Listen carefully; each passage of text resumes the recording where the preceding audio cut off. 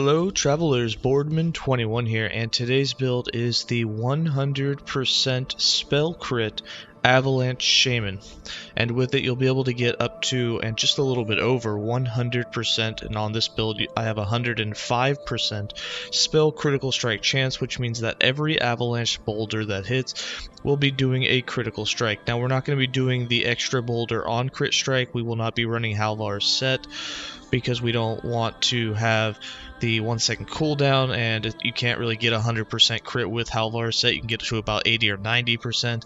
And then if you take the nodes in the passive tree that on a 100% crit, there's a 100% chance to proc another boulder. However, that boulder cannot crit, so it doesn't do as much damage. So instead, we went for more area and for a bigger hit area so that it will do more damage in a bigger area, and there'll be a bigger area for it to actually hit around you so that you don't have to get super close to range mobs. You'll still have to go towards them, but you don't have to get into like the middle of the pack. But with it, our Avalanche is going to be hitting super hard with that 100% crit. We'll be hitting the training dummy for up to 40,000 damage per boulder, and then on top of it you'll have Eterra's Blessing just casting a buttload of totems, constantly healing you and your one companion. We will be running the solo wolf. We're not stacking any minion stats on the gear. The wolf is simply because when he howls you'll get a 250% crit bonus thanks to Frenzy Totem.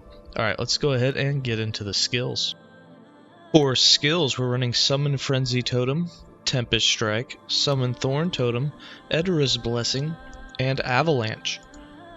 For Summon Frenzy Totem, we're taking this because it can give you 500% critical strike chance, which is just an absolute astronomical amount of critical strike chance, and it's the reason why you will be able to get to 100%.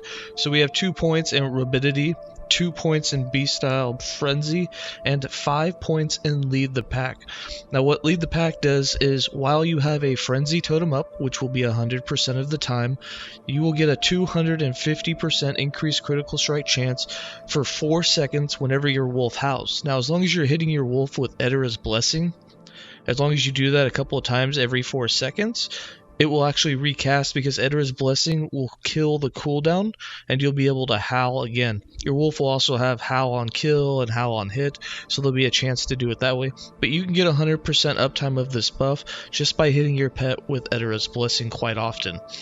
Then we have 4 points in Grounded, 1 point in Dig In, 1 point in Teutonic Reach, and then 5 points in Dig Deep gives you another 250% critical strike chance when you are tethered. So yes, you have to stay kind of close to Summon Frenzy Totem, but Summon Frenzy Totem has a 6 second cooldown, so you can cast it quite often. So if you're in a monolith and you're running through, you'll be able to have it active, especially at the end of the boss fight. In the arena, it's obviously quite easy to stay close to it. And with that, between the howl and between staying in tethered to it, you'll get 500% crit chance, which will put you at 100 or above spell critical strike chance, so that Avalanche will crit whenever you have those active 100% of the time. For Tempest Strike, I have Tempest Strike set up to have the lowest percentage chance to be able to proc anything so that you can get the 20 mana from it, because that is all that we care about. So in order to do that, you have to remember that everything has a 20% chance to proc each on every attack with it. So that's a 20% chance for Northern Winds, 20% chance for Lightning, and a 20% chance for the Earth Spikes. Now, we put 1 point in Chilling Blows. This adds 5% to Northern Winds, so now you're at 20, 20, and 25. We put 3 points in Winter's Chill, and then 5 points in Absolute Zero, which actually gives negative 25% to the Earth Spikes and the Lightning Bolt. Now at this point right here, you have a 25% chance for Northern Winds and a 0% chance, an actual negative 5% chance for Earth Spikes and Lightning Bolt, which means there's only a 25% chance for Northern Winds. Then we go with 1 point in Reinforced Stone, which puts Earth Spikes back to 0%. So you have a 25% chance to proc Northern Winds at this point, and that's it. Then we have 5 points in Unspent Power, so that when you don't proc anything, you gain 20 mana. 3 points in Thirsty Blades for health gained on Earth Spikes. We don't really care about that, but I didn't really have anywhere else to put the points. 1 point in Charged Stone, and then the 1 point in Deadwind cancels out Northern Winds. So the Cancel of Northern Winds, which was the only one that had a chance to proc, puts it at an infinite 0. Then you give Lightning Bolt and Earth Spikes 8% chance. Now Lightning Bolt at this point was -5, so it's now at 3%. Earth Spikes was at 0, so now it's at 8. So with 3% and 8%, there's now an 11% chance for you to proc something. That means there's an 89% chance that you will get the 20 mana, which is the best way to do this. Now if you take 2 points out of here and you take 1 point out of Winter's Chill, you can come down and cancel Lightning Bolt. But what this does is it gives Earth Spike from its 8% up to 16%. 16% is obviously a higher chance than 11%. So even though you canceled out 2 things, Earth Spikes will have a higher chance by itself than the 3% with Lightning and 8% with Earth Spikes. So this setup right here is the lowest percent chance that you can have to proc something and the highest percent chance to get the mana.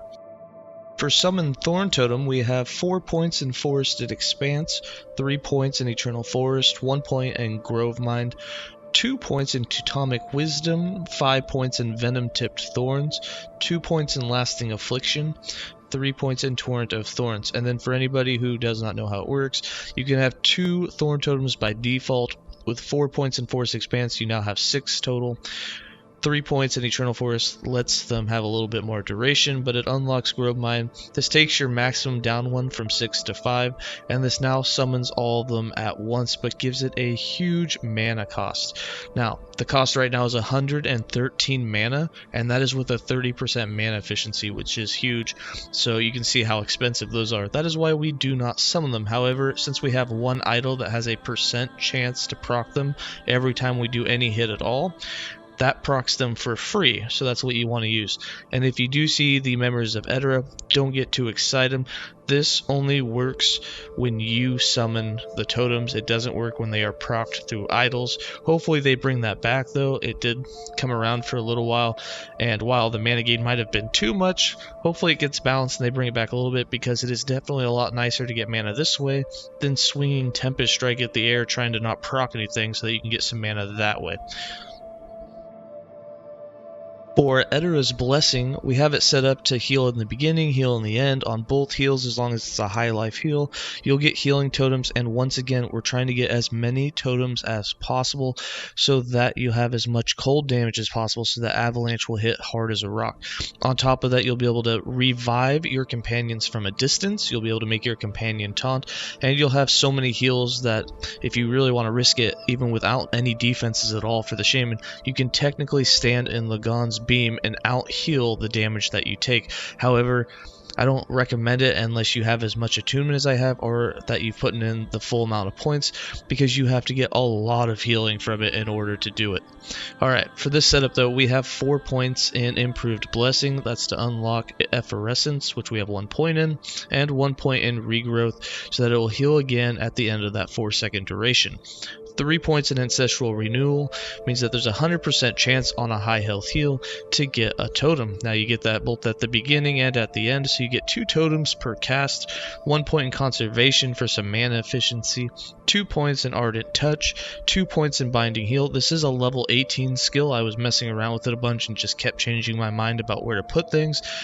You can definitely put the last 2 points wherever you want. I recommend putting them in the self-heal so that if you're healing, trying to revive your companion if it goes down, or just trying to get the taunt on your companion, or if you're accidentally healing your healing totems around you instead of yourself, at least you'll get a heal every time that happens, so that if you're taking any damage, or if the taunt's not working, if anything's going on where you're standing in a dot, at least you're healing yourself for a bunch. Now remember, we are stacking a high amount of attunement, that's why the cost is super low, and this gets 4% healing effectiveness per point of attunement.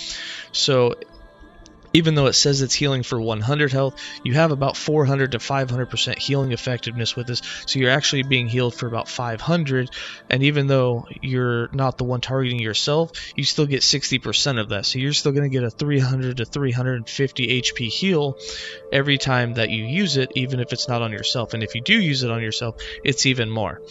Then we have 2 points in Encourage. Now this is what we use to keep the critical strike chance up for the Wolf Howl while Frenzy Totem is up. So when Frenzy Totem's up and you're tethered, you get 250% critical strike chance. Then every time your Wolf howls, you get 250% critical strike chance for 4 seconds. Now the Wolf Howl has a 10-second cooldown. However, hitting it with Eterra's Blessing has a 50% chance to refresh that, which means with a couple of hits you'll be able to refresh it. So every 4 seconds you want to kind of refresh it, and that's going to keep that 250% extra crit chance up at all times. 1 point in Swift Recovery means that if your companion goes down, you can heal 30% of that duration for its revive bar with just 1 hit. And you can even revive it all the way up without standing near it. I've revived it from a whole screen away, where you just hit it 2 or 3 times with Eterra's Blessing, which doesn't take very long. Boom, it's back up, and with 1 point in Eterra's Fur, you taunt it again so that the enemies come back and slap it right back down on the ground. Your companion obviously is not going to be a tank, but you'll be able to heal it and bring it back up so quickly that at least things are attacking it instead of you. For Avalanche, we have 3 points in Explosive Impact for a bigger impact area, 1 point in Unpredictability, 2 points in Mountain's Fury, 1 point in Frost. I did this because you want to convert the physical to cold so that all of the damage is cold based. That way your items that give you more cold damage per active totem really benefit you.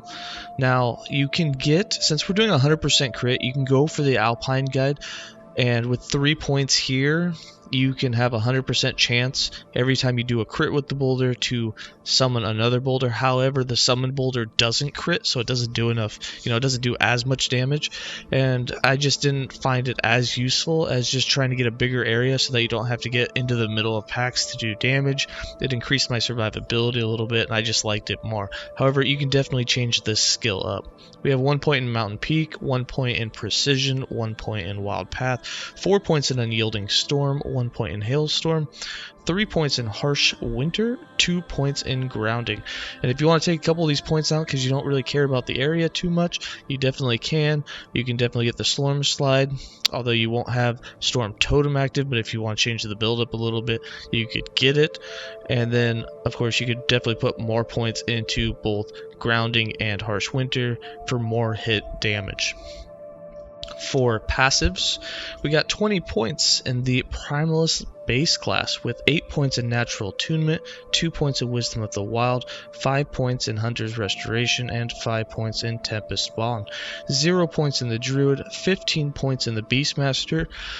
The reason that we have 15 points in the Beastmaster is because you do need Frenzy Totem. So the best way I found to put the points was get 8 points in Your Strength for that reduced damage taken, 5 points in Boreheart, so when you do get hit with a melee attack, you can get Boreheart and take 15% less damage, and then 1 point in Artist Loyalty to make sure you're limited to 1 companion, otherwise you're going to have like 3 wolves going around and it gets a little crazy.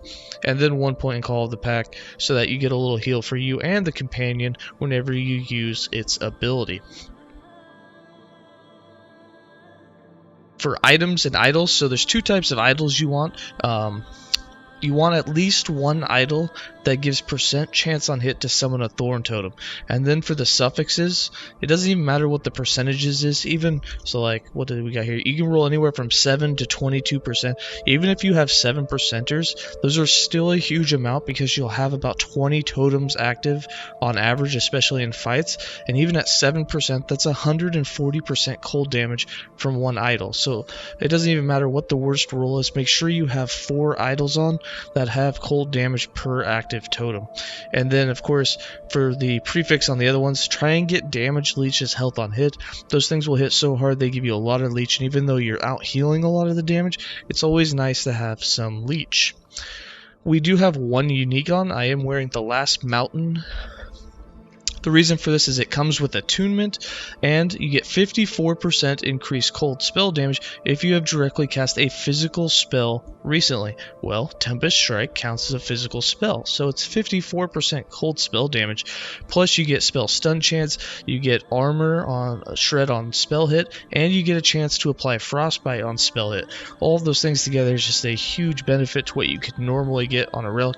However, if you want to craft one, I would recommend the Radiant. Go with the crit multi, and you can put on it leech, get attunement on it for sure. You can do a little more mana, maybe do a resistance if you want, but again, you're not really losing much by taking this unique, so if you have the unique, I would definitely take it.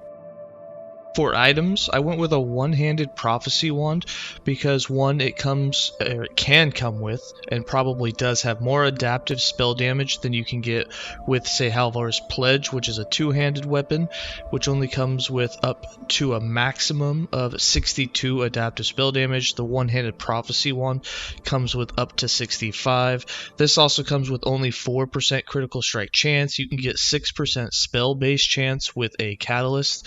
Although you don't get the mana efficiency on a two-handed spell, and you would get a two-piece set bonus for using the Halvar Pledge, using a one-handed weapon was just more damage, and it came with more crit chance so that you could break that crit barrier and get over 100%. And that's why we went with a prophecy wand.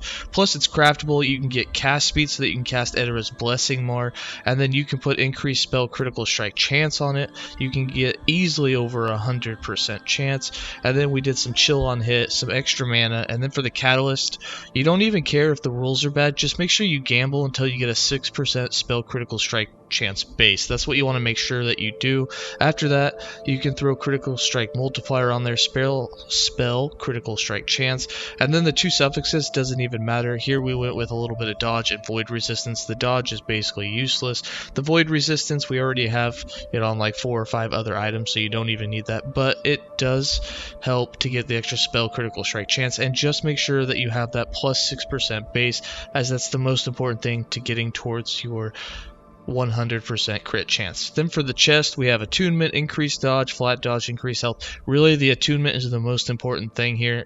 The dodge is nice, but you don't have to have it. And of course, increased health is nice, but you also don't have to have that. Then for the helm, attunement, set, necrotic, and poison are the two most important stats. After that, there's increased health and dodge. Those ones don't really matter too much. For the amulet, we went with a brass amulet for the extra cast speed. Again, we're trying to cast Eterra's Blessing as fast as possible to get as many totems as possible. For 1, healing purposes, and 2, to increase your damage to make Avalanche hit harder. On it, we went with spell critical strike chance, critical strike multiplier, some health, and some void resist. For the rings, we have silver rings for movement speed because movement is king. On them, we have attunement, set, necrotic, and poison, dodge, and health. The other ring, we have attunement, hybrid leech, void resistance, and dodge. Again, you don't have to build the dodge. Instead of void resistance, you could do health. For the belt, we have set, necrotic, and poison, increased dodge, increased health, and hybrid health. For the boots, attunement, set, necrotic, and poison, increased movement speed, and hybrid health. And then for the gloves, solar embraces for the critical strike chance. We have attunement, hybrid leech, void resistance, and hybrid health. For the character sheet, as you can see, we have capped out poison and necrotic. We have capped out void. The rest of them we'll get from totems. As I place my totems here, I can just cast Eterra's Blessing a few times. Look at that. It only takes a few casts. Look, you're already capped. You'll be well above cap just casting Eterra's Blessing a few times every few seconds. I have 17% armor, 17% dodge. Neither of those are impressive. However, with capped resistance and with a big enough health pool with a lot of leech, you'll do alright. And then for damages, you can see we don't have that much for damages. However, as soon as you start getting your Frenzy Totem out and you start casting a whole bunch of totems, you can see that your spell damage, your cold damage are going to go absolutely nuts. Here we have almost, what can we get to? I think we can break 1,000% spell damage. So over 1,000% spell damage, 2,500% cold damage. It gets absolutely ridiculous with that amount of totems, just like the other hybrid shaman build we did. However, we're not doing any melee here. And then once you're running out of mana, which we're not here because of the fact that Eterra's Blessing really doesn't cost anything, it's Avalanche that will steal it all. You can see for our critical strike chance just sitting here, we're at 50%. If I throw down the Frenzy Totem, it jumps us up to 77. If I have the Wolf Howl, boom, we're at 105% crit chance. Frenzy Totem out, hit your Wolf a couple times with Eterra's Blessing, it resets that. So you can have the Howl on autocast, and as long as you have that on autocast, you have your Frenzy Totem on autocast, and you're hitting your Wolf with your Eterra's Blessing, you'll be able to stay at 105% like we are here constantly. And you can see the only time it's going to dip for maybe a split second is when you're re-summoning Frenzy Totem, because you lose the tether for just a split second. But as you can see, we can just keep that at 100% crit chance at almost all times. And then, of course, for the play on how I would do the skill rotation. Like I have here, I have Howl on autocast, I have the Frenzy Totem on autocast, I put Avalanche onto autocast, and then I'm basically just going to run around, and all I care about doing is summoning totems and using Tempest Strike to get my my mana back. And once we start getting our totems out here, a couple of Tempest Strikes, get our mana back up, a few more totems, you can see our damage starts to get a bit ridiculous. We're doing 30k crits with our Avalanche hits, and that's about what you'll average on the training dummy, because you'll have about 20 totems active at all times, so you're gonna have about 20 to 30k damage on the training dummy with your Avalanche. And against mobs, that's about 2 to 3k damage. You can get up to 5k damage when you really maximize how many totems you have, as you're probably not going to always be in combat, because as you're running in between mobs, you'll get some Tempest Strikes in, or in between waves you'll get some Tempest Strikes in, get your mana back up, and then spam more totems for kind of a burst. Alright, let's go ahead and get into some more gameplay.